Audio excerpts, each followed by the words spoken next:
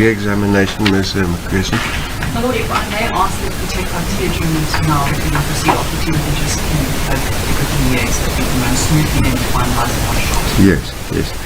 How much time do you need? Do you want an hour? Well, I don't think an hour will even be necessary. We take a normal tea time and half an hour.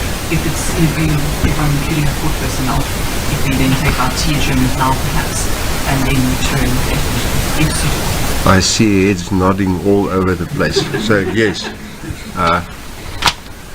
court will adjourn till 11 o'clock.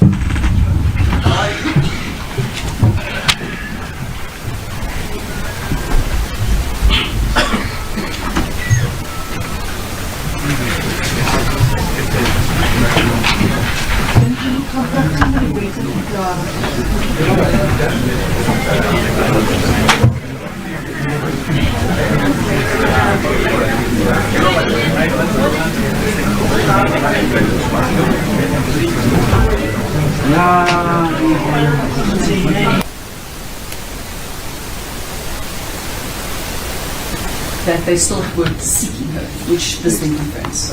Ms. McPherson, let's hear from the witness himself. Captain, can you recall what you said earlier about her availability, about how she can be traced, how she can be approached?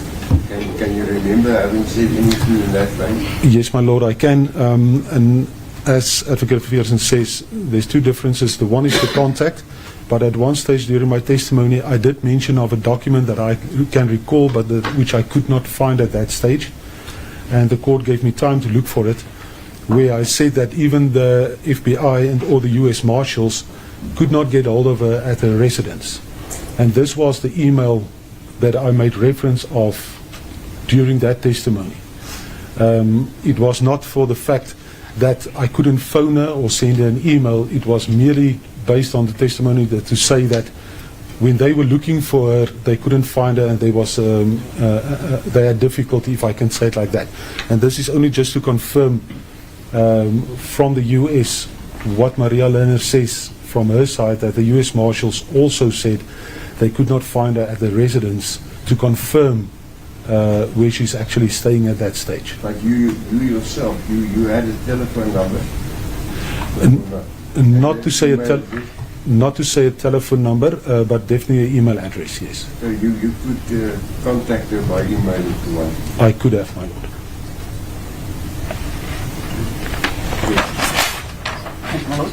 If in any event that this may then be marked as Exhibit 15 now, I believe, my Lord. 1310. Are we going back to 1310 as a piece of court, my Lord? I believe that my learned colleague did reflect as 13.9. If we then continue on the 13 trend, my Lord.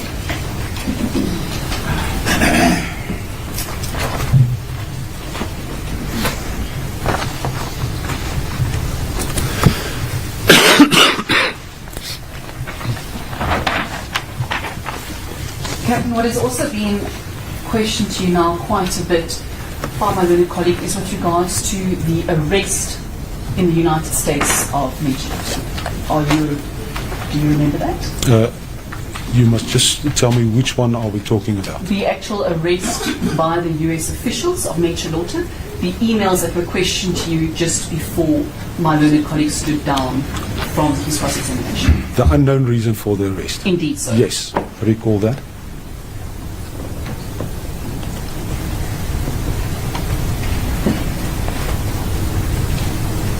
And it is also evident from the exhibits handed up to the court that it was indicated from the prosecutor that he would endeavour to find out as to what was transpiring in the United States. That is correct.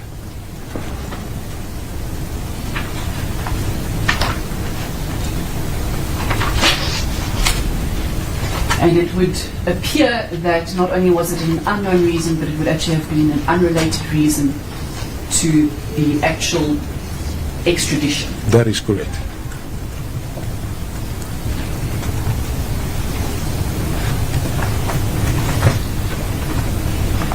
Captain, if I may hand another email to you, you will also see that you are in the email trail. If I may hand the necessary copies.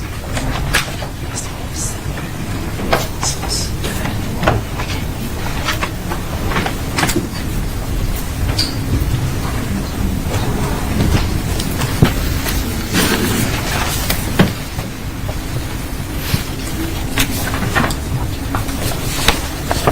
Lord, for record purposes, this would then be Exhibit 13.11.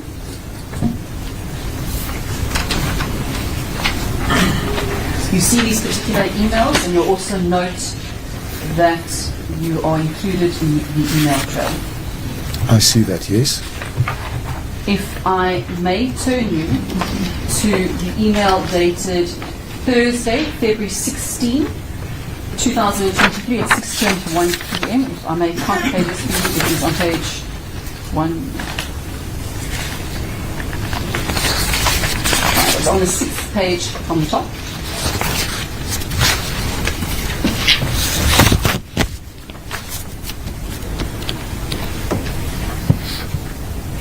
If you see that this particular email is an email sent from Maria Lerner, and it was sent to lead prosecutor as well as yourself being CC'd into the email trail. Do you see the same?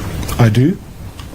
If you look specifically into the second paragraph, if you may read just that second paragraph into record. From my understanding.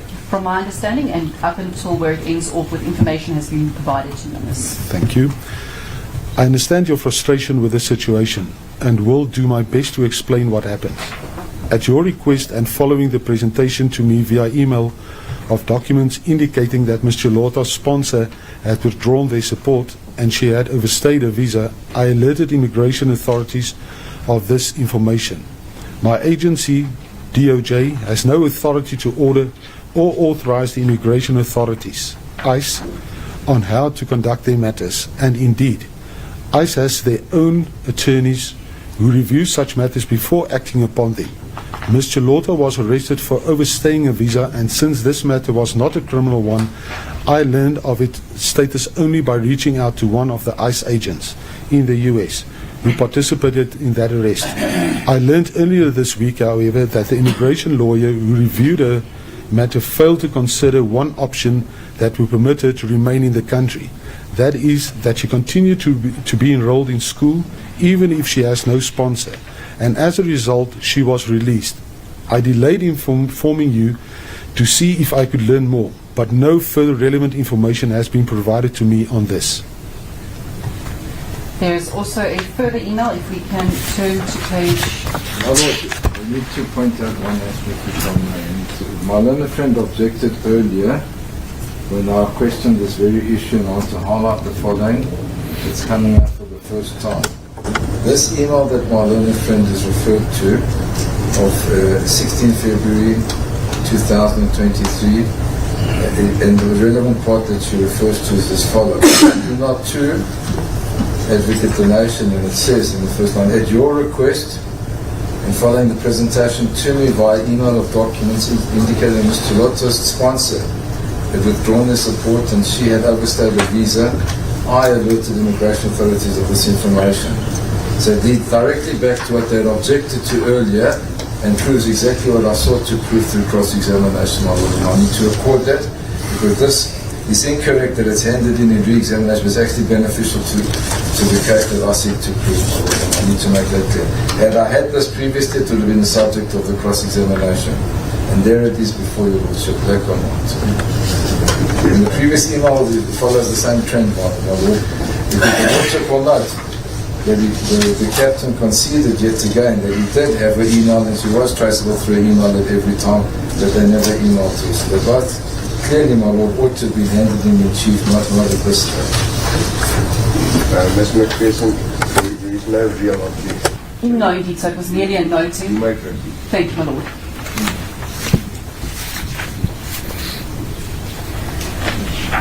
Captain, I'm going to also ask you to turn to the email on, as was indicating, the third page of this bundle, dated Thursday, February 2, 2023, at 11:45 p.m. Do you see the same? I do.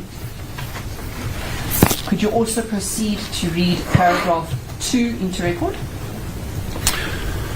Yes, with respect to the interplay between deportation and extradition proceedings in the United States.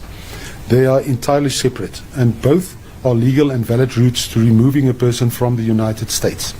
Deportation has the advantage that a rule of speciality is not a barrier to what charges can be brought once the fugitive is removed, whereas in the extradition process, a U.S. magistrate judge can determine there is an insufficient basis on some or all of the charges you wish to bring, and could limit the charges on which the fugitive can be extradited.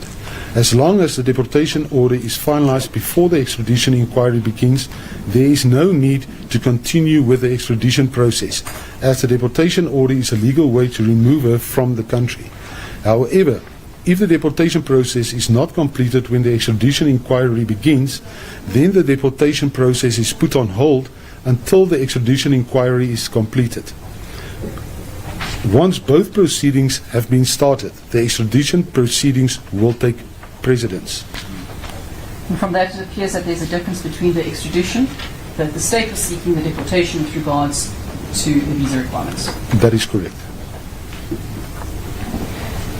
If we may end this with regards to the email on the final page of the bundle, dated Thursday, February 16, 2023 at 3:59 a.m.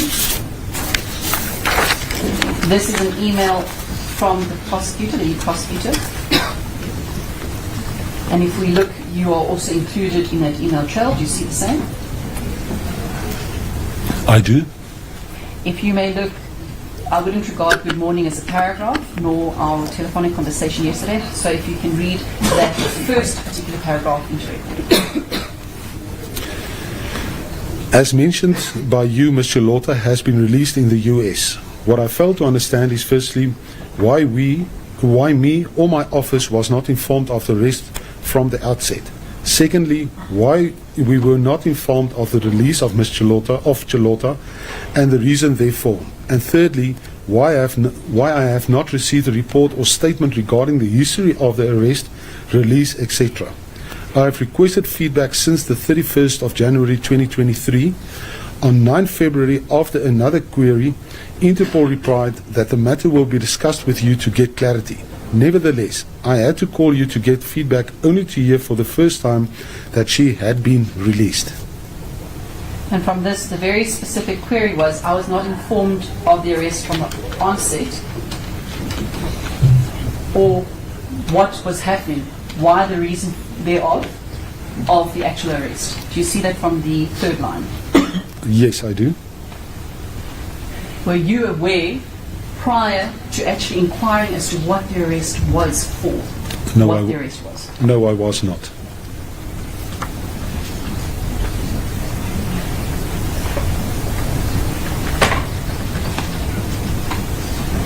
And with regards to your investigations, can you say what the linkage was, despite what my learned colleague would like the court to believe, was between the ICE arrest, in the immigration officials' arrest on that site, and the matter of the asbestos inquiry for which you were tasked with, the asbestos scheme? Well, my opinion is the two has anything to do one with each other, in the sense that the first arrest was based on the visa that expired.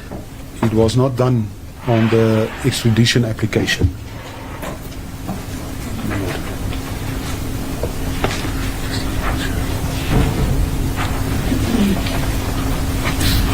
Hello, if I may just approach my colleague.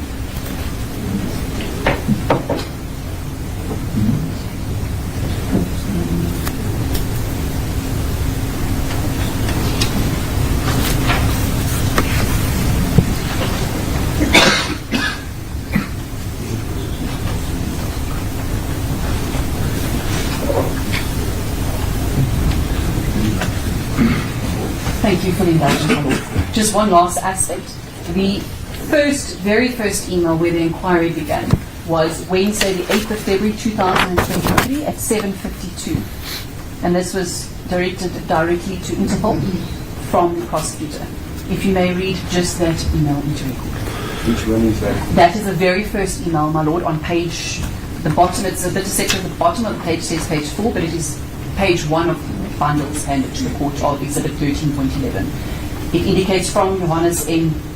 Danason, sent Wednesday 08 February 2023 at 07:52, my apologies.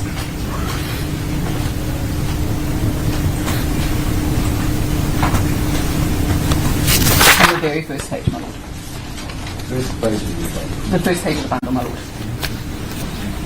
Wednesday, 8 February. Wednesday 8 February 2023 at 07:52. Yes. Thank you, Captain. If you can just read that into record.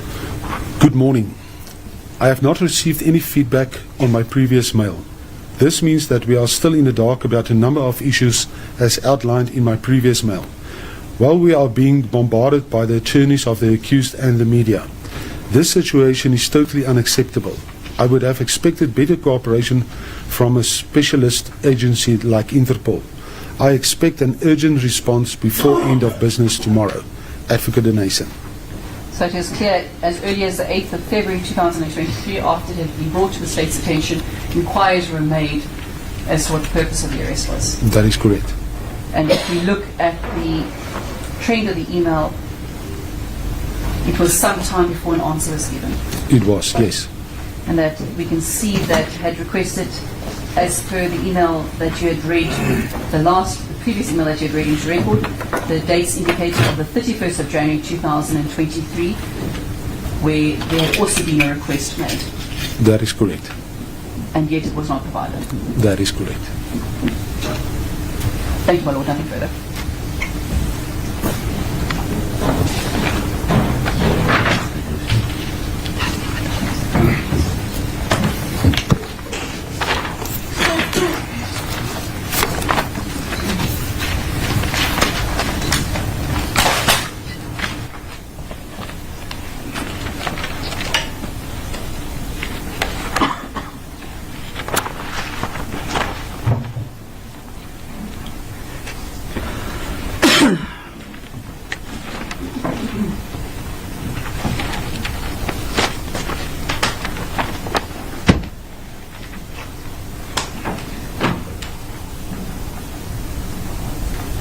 Captain, it appears that you have come to the end of your giving evidence in this trial, within the trial. So you may stand down and you are excused. I don't know whether you will be called again later during the proceedings, but for now you are excused. Lord, may I ask the status of the emails that were handed in that were not referred to? I don't know if you haven't addressed it. I think that, as I said earlier, we haven't seen them before. But there are only extracts of emails that were...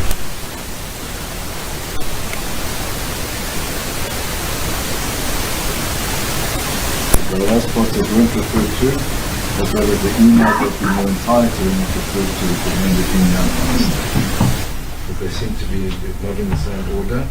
And I just need clarity on that because I think it will be important for the argument in this matter. Well, will I not be in a position in the end to look at the dates and compare the dates and to put something together by that means?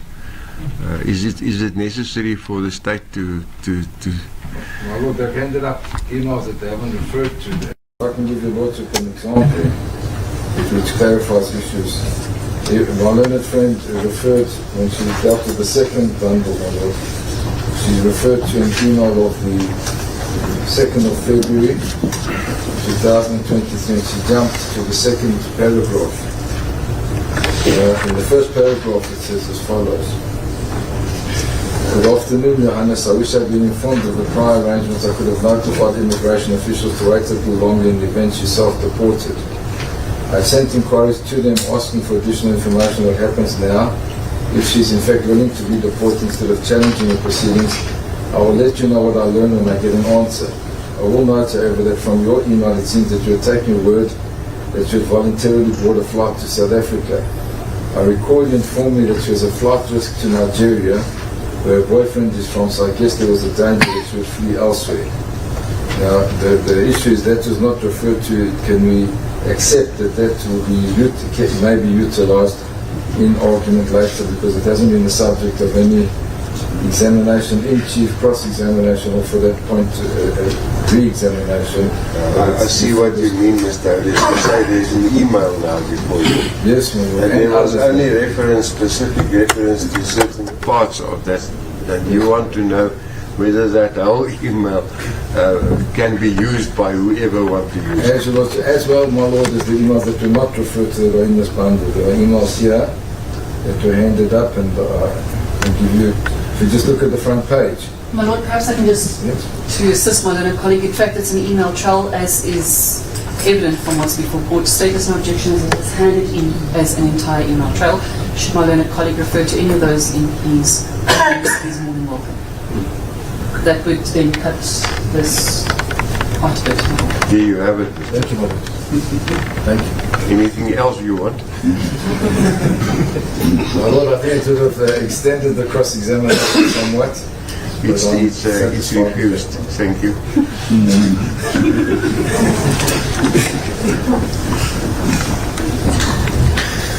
Yes, Ms. McPherson, is the state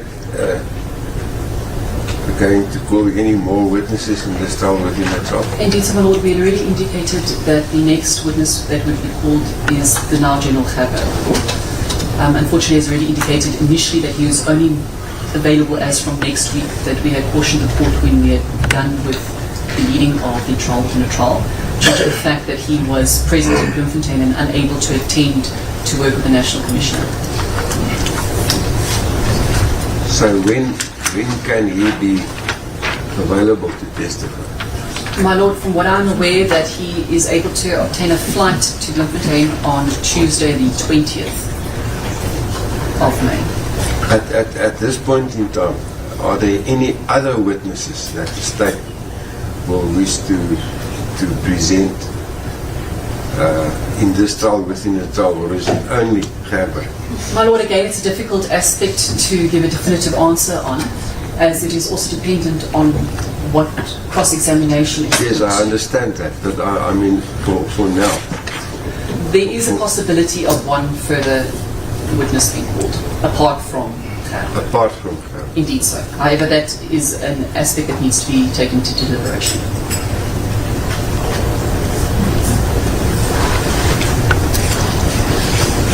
That particular witness is also not local, and therefore will not be able to attend now. We were unaware of as how long we would proceed with this particular case. Yes, well, you say that Gerber will be flying down to Bloemfontein Indeed so. on Tuesday the 20th. Indeed so. And I suppose we don't know for sure at what time you will land here and at what time you will be present here at court, and I can just imagine that you would like to consult with him. It would be beneficial, my lord. Before you... My lord, if I may hand over to my learned colleague, as he's been in contact with General Gerber himself. If I could just add the following. He flies from Cape Town on Monday to Nelspruit, and from there to OR Tambo and to Bloemfontein on Tuesday. He tried to reroute to come directly from Cape Town to Bloemfontein, but that presented problems. So that is the position as it stands now. Am I correct in saying that it would appear that we will only be able to start hearing his evidence on the 21st? Absolutely.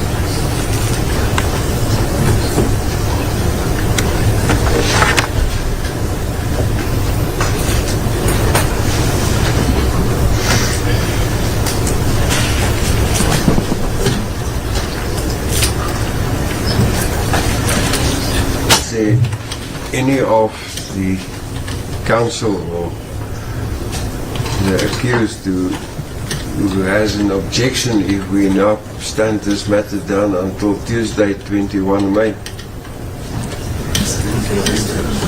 Wednesday, not Tuesday. Sorry.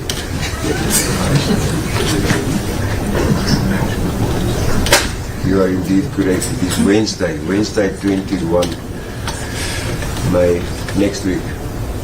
Any objections?